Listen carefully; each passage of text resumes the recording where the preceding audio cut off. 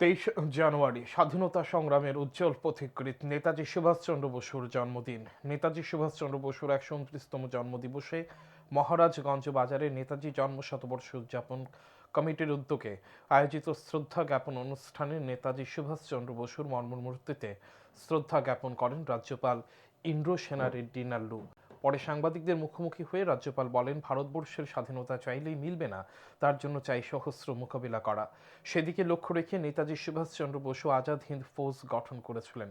পরবর্তীতে ইংরেজ সরকার বাধ্য হয় ভারত ছেড়ে যেতে। বর্তমানে ভারত স্বাধীন হয়েছে, তারপরও ভারত যতক্ষণ পর্যন্ত শক্তিশালী না হবে ততক্ষণ পর্যন্ত কেউ কেউ ভারতের দিকে কুনজর দেওয়ার চেষ্টা করবে।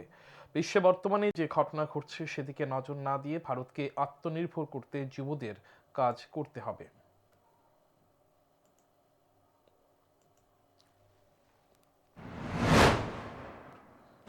23 जनवरी नेताजी सुभाष चंद्र बोस जी का जन्मदिन और उनके जन्मदिन के संदर्भ में ये परिक्रमा दिवस मनाए जाते हैं।